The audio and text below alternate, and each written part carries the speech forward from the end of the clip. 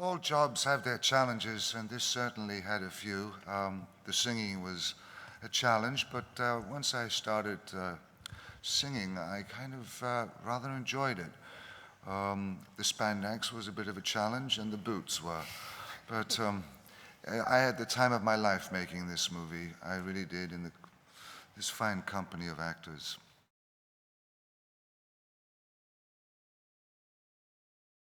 There was one night when Benny played the piano at a taverna. It was sort of a pre-rap party, and just about everybody was there, and Benny sat down at a pretty rinky-dink piano. And by that time, all of our stuff had been shot, just about everything.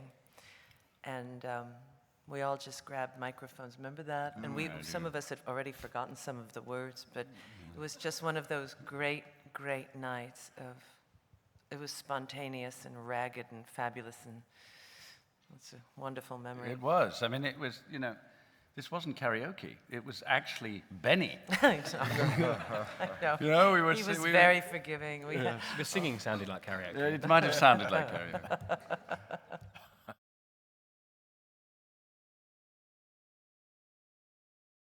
The 80s was a difficult decade as far as I was concerned, because I was such a kind of snob hippie. My whole pretense was it couldn't be, if it was chart, you weren't supposed to like it. It had to be difficult and obscure, and that ruled out things like ABBA and Motown and all the things that have survived today. Really, all the stuff I was listening to has been, mercifully forgotten. The 80s was. Punk came along and stranded me because it was a reaction against people like me. It was that all that elitism was over, really, and sterile, long-haired hippies were a thing of the past, and suddenly commercial stuff. It was cool again, and so I was a bit confused in the 80s. So I clung to kind of miserabilist kind of Manchester bands and things like that. Joy Division, the Smiths, stuff to kind of just. Navel gaze in your bedroom.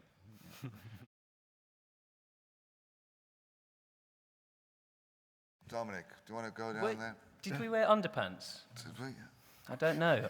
I think we're bareback underwear for starters, and you have to use lube to get into them, and which was not an enjoyable experience. But I don't know whether any of us actually had a full armoured padded unit underneath the structure of this piece.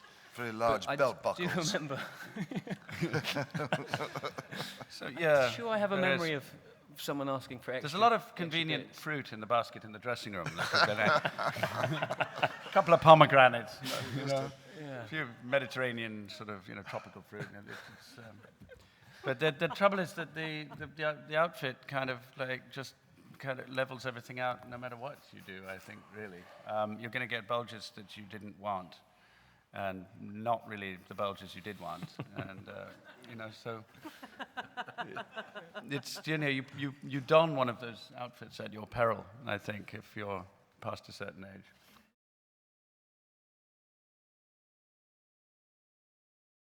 When I learned that Benny was a Greek fisherman who happened to have a piano on his boat, I had to be a Greek god at the end. Benny was more involved in the film. I was more involved in the show.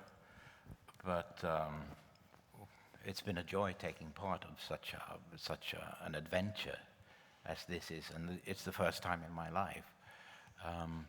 I've been in another movie, but that was different.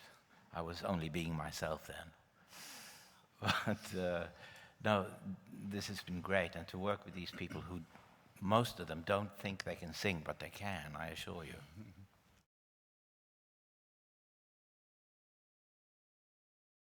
Stellan Skarsgård. Where is he? Where is he now? He says that, and then he doesn't show up to defend it. It's a funny quote, that's for sure. Yes.